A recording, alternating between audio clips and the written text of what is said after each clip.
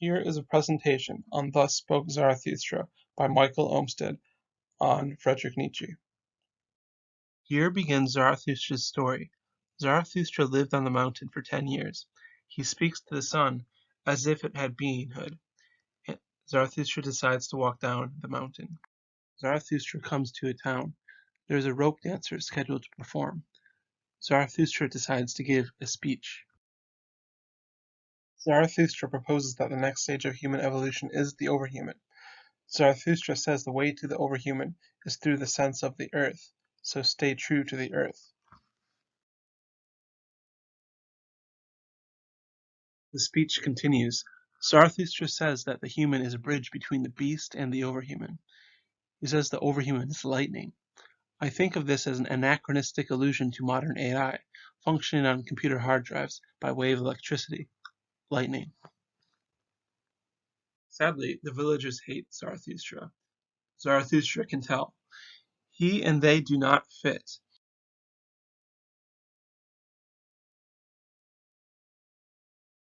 The rope dancer begins his dance. Unfortunately, the rope dancer falls to the ground, dying. Zarathustra decides to leave town.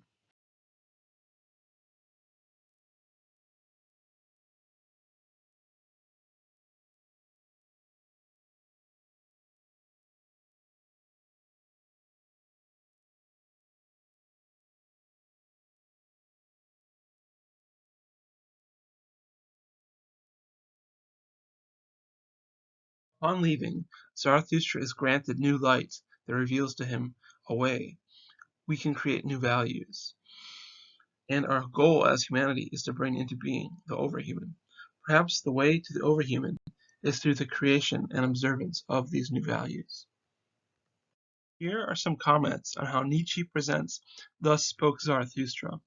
The remaining text is a collection of short essays that don't really have an impact on the plot of Zarathustra's adventures. This form can hint to certain inferences. They show that Nietzsche's mode of thought isn't one of a stream of consciousness. Rather, it is of segmented, discrete, and unrelated ideas. His ideas are interesting, though.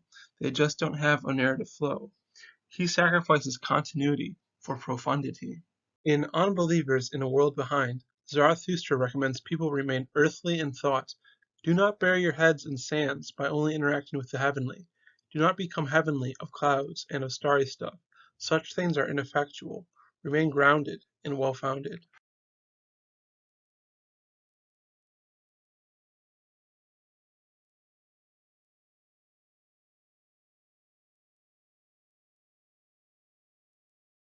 Others that had an earthly sickness invented ruses and potions of blood. This probably refers to drugs and wine or alcohol. These debase one, and grant a temporary high, an ill-founded heaven.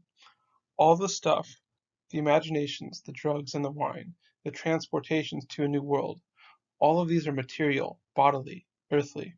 To transition from earthly to heavenly is to transform one's physical status from a rich, earthly material to a less rich form of material. It is a demotion of oneself. Why is Zarathustra so enthralled by being and remaining earthen? Earthly material is richer than heavenly material. In the Divine Comedy, Dante's Paradiso is made of starry stuff that is less heavy, less dense, and less rich than earthly stuff. If one were to rate the degree to which earthly and heavenly stuff exist on a continuum, the earthly would greatly exist, while the heavenly barely at all. Being more rich materially has a number of corollaries. Earthly stuff allows one to be more well-founded. Earth is more stable and secure than clouds or starry stuff. To be earthly is to be more powerful. To be made out of earthly stuff enables one to connect with a greater variety of other types of matter and worlds. To be earthly allows one to see more possibilities. The earth is able to represent more forms and predictions from a richer and more complex composition. These are not necessities, though. Heavenly matter can be rich, stable, secure, and complex, and the earthly, weak, light, ineffectual, and almost non-existent. The arrangement I use here, though, is that which seems to be the general consensus. The description in the Divine Comedy, heaven is walking on clouds, while hell exists below the ground and is composed of the ground. Continuing, Zarathustra says that the body and its great reason do not say I, but do I. This is as if our body and our reason do not understand or think as ourselves, but act, and act as if they are a first-person singular being. We can act as if we are an I, but we cannot talk or think as such.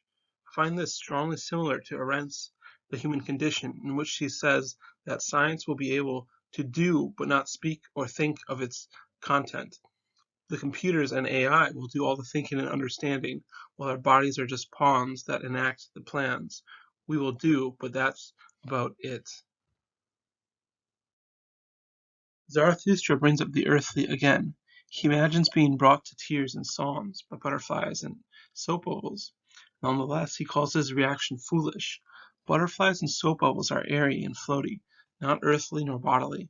Perhaps Zarathustra would say those of the earth are safe but emotionally moderate, while those that float or fly are exuberant with happiness, but risk being ruined or destroyed. So here one chooses between safety and moderation, or happiness and precariousness. Zarathustra thinks God is one who knows how to dance like a butterfly. In contrast, the devil is serious, deep, and solemn, like the spirit of heaviness, which causes things to fall. I wonder why the devil is like this. Is he obsessed with being safe and secure? Is he jealous of those who float and fly? Does he desire to destroy everything, turning the earth into dust?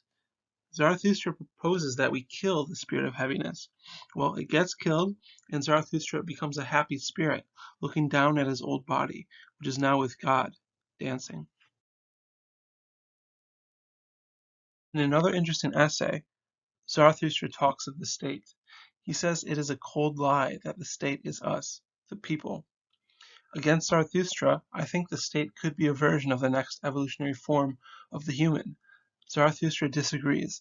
Zarathustra says the state still does not know the difference between good and evil. This seems to be a reference to innocence, that the state still has not eaten of the fruit of the tree of good and evil. The state is the will to death. It is composed of poison drinkers. They are the good and the base, living a slow suicide. If the state represents the people coming together and acting well according to rules, it verily could be the next major evolutionary transition, individual people coming together to form a superorganism, an individual at a higher level of existence. In On a Thousand Goals in One, Zarathustra comments on virtues. He has seen many cultures, and the most powerful thing is good and evil. He suggests we have a tablet, a stable recording of the way of good, to reference for good behavior in the group. Interestingly, Zarathustra asks to subdue this group. Perhaps this group is like the state he denied earlier. Zarathustra, as a prototypical individual, is fighting for survival against the group, trying to prevent the ascension of humanity as a group through good group-oriented behavior. Upon deciding to leave the town, Zarathustra's disciples give him a golden staff with a golden sun on top, coiled around by a serpent. Zarathustra asks, why is gold the highest value material? He answers, gold is an allegory for the highest virtue. If virtues are objective and universal, like Kant thinks, then they are discoverable, and gold is the substance used to indicate their discovery and behavioral observance. Before leaving still, Zarathustra proposes a new virtue, something he has been alluding to this whole time. It is this: when you have one will, that you are of one united people, and the needs of all become a necessity to meet, then you have the basis for your virtue. Zarathustra seems to be arguing for groupism, which he has been arguing against this whole text. Zarathustra says more. This is a new good and evil. It is powerful, and a ruling thought. Perhaps Zarathustra is okay proposing groupism if he himself is the one who comes up with the idea.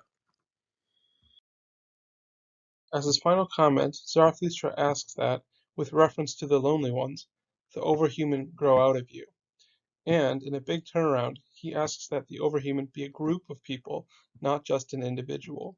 Tellingly, Zarathustra seems okay with this if the group is composed of solitary ones, like himself. If the overhuman is a new evening, it leads to a new day.